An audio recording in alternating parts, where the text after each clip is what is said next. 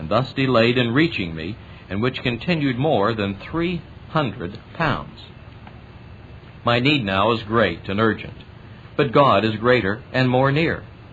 And because He is what He is, all must be, all is, all will be well. Oh, my dear brother, the joy of knowing the living God, of seeing the living God, of resting on the living God, and in our very special and peculiar circumstances. I am but His agent.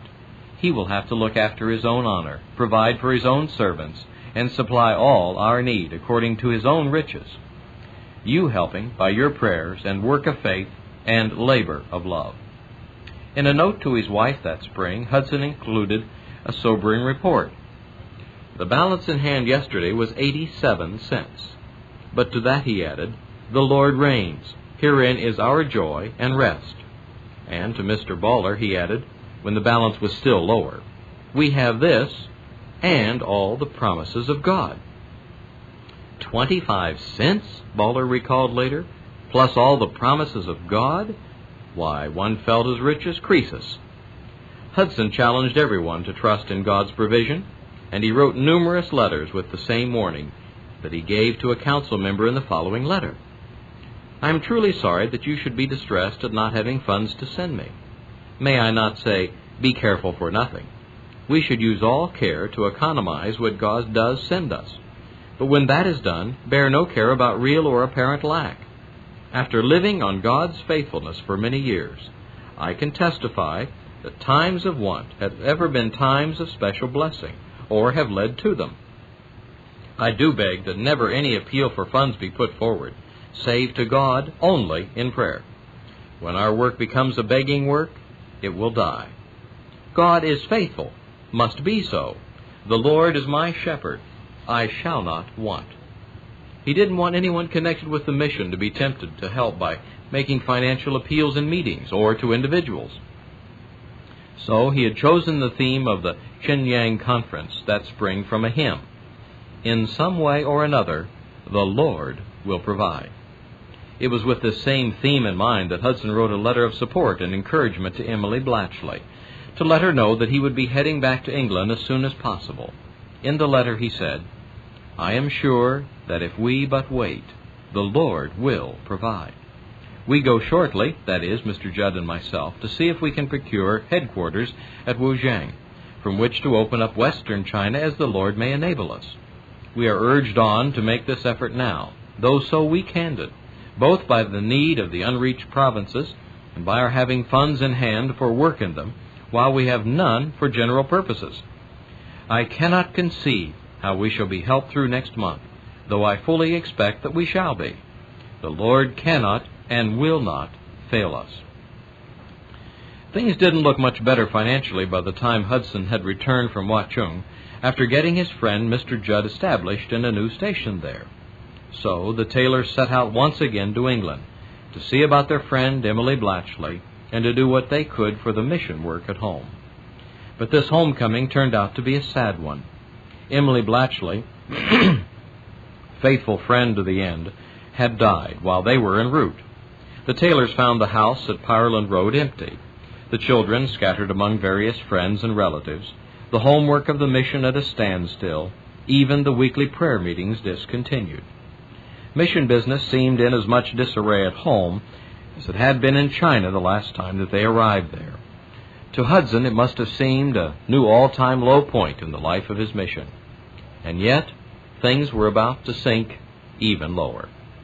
On his trip up the Yanks to reach Watchung, Hudson had slipped on the gangway of a small cargo boat and fallen hard, spraining an ankle and wrenching his back. Though he was disabled a few days at the time, he was eventually able to walk and endure the resulting pain. But now, within a week or two of his return to London, he began to feel a numbness in his limbs. His doctor diagnosed the problem as a concussion of the spine and ordered absolute and complete bed rest. Even then he offered only faint hope that Hudson would ever be able to stand or walk again. Hudson had no choice but to lie in his upstairs room, conscious of all there was to be done for the mission, all that could not be attended to. He had been halfway around the world and back 3 times, and seen more of China than any European since Marco Polo, and was still clinging to the vision that God wanted him to take the gospel to all the unreached provinces of that land.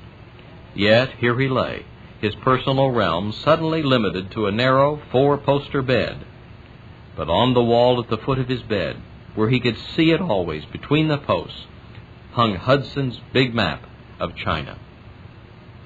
Years later, a church leader from Scotland said to Hudson, "You must sometimes be tempted to be proud because of the wonderful way God has used you. I doubt if any man living has had greater honor." "On the contrary," Hudson replied, "I often think that God must have been looking for someone small enough and weak enough for him to use. And then he found me." For it was indeed in Hudson's weakness that God began to work in a mighty way. The outlook did not brighten as the year drew to a close. Hudson's paralysis progressed. He was less and less able to move, and could only turn in bed with the help of a rope fixed above him. At first he had managed to write a little, but now he could not even hold a pen. It was then, with the dawn of 1875, that the Christian press printed a little paper he had written titled, "Appeal for Prayer on Behalf of More than 150 Million of Chinese." Briefly, it stated the facts with regard to the 9 unevangelized provinces and the aims of the mission. £4,000, it said, had recently been given for the special purpose of sending the gospel to these distant regions. Chinese Christians were ready to take part in the work. The urgent need was for more missionaries, young men willing to face any hardship in leading the way. "Will each of your Christian readers," the article requested, "at once rise and raise his heart to God, spending 1 minute in earnest prayer that God will raise up this year 18 suitable men to devote themselves to this work?" The article didn't say that the leader of the mission was, to all appearances, a hopeless invalid. It did not refer to the fact that the £4,000 had come from Hudson and his wife. It was part of their capital from her recent inheritance. They were already donating all the interest from the capital to the work of the mission anyway. Neither did the article mention the covenant of 2 or 3 years previously, when Hudson and a few friends determined to pray daily in faith for the 18 evangelists until they should be given. And yet, many who read the article were moved by its challenge. Before long, Hudson's correspondence began to increase. So did his joy and confidence in dealing with it, or rather, seeing how the Lord dealt with it. He wrote of this time, "The mission had no paid helpers, but God led volunteers without prearrangement to come in from day to day to write from dictation.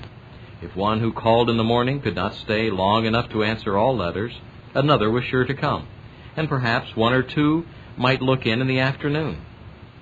Occasionally, a young friend employed in the city would come in after business hours and do needful bookkeeping, or finish letters not already dealt with. So it was, day by day. One of the happiest periods of my life was that period of inactivity, when one could do nothing but rejoice in the Lord and wait patiently for Him, and see Him meeting all one's needs. Never were my letters before or since kept so regularly and promptly answered." And the 18 asked of God began to come. There was some first correspondence. Then they came to see me in my room. Soon I had a class studying Chinese at my bedside. In due time the Lord sent them all forth, and then dear friends at Mid-May, the nearby Christian Conference Center, began to pray for my restoration. The Lord blessed that means also, and I was risen up. One reason for my being laid aside was gone. Had I been well and able to move about, some might have thought that my urgent appeals, rather than God's working, had sent the 18 men to China. But utterly laid aside, able only to dictate a request for prayer, the answer to our prayers was the more apparent. One of those who came during this time was the Reverend C.G. Moore, a candidate and eventually a number of the mission serving in China. He wrote this about his first meeting with Hudson Taylor at Pearland Road. His study was the back room on the ground floor, and could be entered from the front sitting room by large folding doors. Shall I say I was shocked or surprised, or both?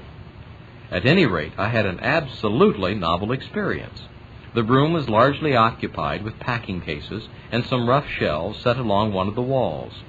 Near the window, which looked out on the dreary back gardens, was a writing table littered with papers.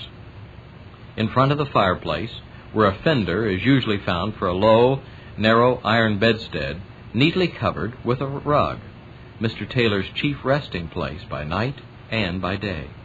I hardly think there was a scrap of carpet on the floor, and certainly not a single piece of furniture that suggested the slightest regard for comfort or appearance. Mr. Taylor offered no word of apology or explanation, but lay down on his iron bedstead and eagerly plunged into a conversation which was, for me, one of life's golden moments. Every idea I had hitherto cherished of a great man was completely shattered. The high, imposing airs and all the trappings were conspicuously absent.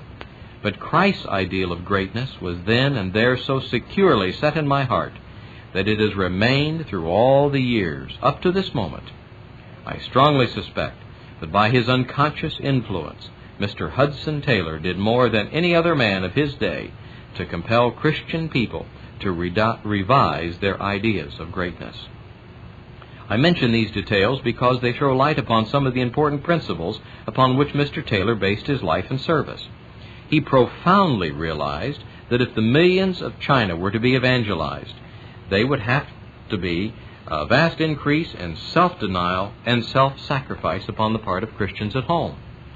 But how could he ask and urge others to do what he was not practicing himself? So he deliberately stripped his life on all sides of every appearance of self-consideration and self-indulgence. And it was just the same in China. But there an additional principle came into action. He would not ask those who worked with him to face hardships he himself was not willing to endure. He never used his position as director of the mission to purchase himself the least advantage or ease. He made it his, under all circumstances, to live in that spirit and practice of self-sacrifice which he expected to find in his brethren on the field. However hard his lot might be in China, every missionary knew that Mr. Taylor had suffered in the same way, and was ready to do so again. No man could suspect at any time that while he himself was bearing the cross, his leader, under more favorable circumstances, was shirking it. Herein was one explanation of the remarkable and affectionate attachment to Mr. Taylor on the part of so many in the mission. But just as the friends and candidates of the mission were challenged by Hudson Taylor's example, they also learned to trust the power of prayer. The monthly remittance to be cabled to China on one occasion was very small, nearly 235 pounds less than the average expenditures to be covered. So, when the household gathered for noon prayers, Hudson suggested, "Let us bring the matter to the Lord in prayer." That very evening, the postman brought a letter which was found to contain a check to be entered. From the sale of a plate, it said. Do you know what the sum was? Just over 235 pounds. Once, after he was able to be up and about again, Hudson was returning from a meeting when he happened to take a seat on a train beside a Russian nobleman who had heard him speak at the meeting. As they traveled to London together, Count Bobrinsky took out his pocketbook. "Allow me to give you a trifle," he said, "toward your work in China." But the banknote he handed to Mr. Taylor was a large sum. Hudson realized that there must have been some mistake. "Did you not mean to give me 5 pounds?" he asked. "Please let me return this note. It is for 50. "I cannot take it back," replied the Count, who was just as surprised as Hudson. "£5 was what I meant to give. But God must have intended you to have 50. I cannot take it back." Impressed with what had just taken place, Hudson reached Ireland Road to find family and friends gathered for special prayer. A China remittance was to be sent out, and the money in hand was short by 49 pounds 11 shillings. There on the table, Hudson laid his banknote for 50 pounds. But even after all the answers to prayer of those years, enormous barriers still remained. In fact, in the months immediately after the 18 pioneer missionaries sailed from England for China, the two countries again came to the brink of war. A British official traveling into far western China was murdered, and when the government in London lodged a protest, the Chinese government ignored the demands. The British ambassador, having exhausted all diplomatic channels, left Peking for the coast to sail home.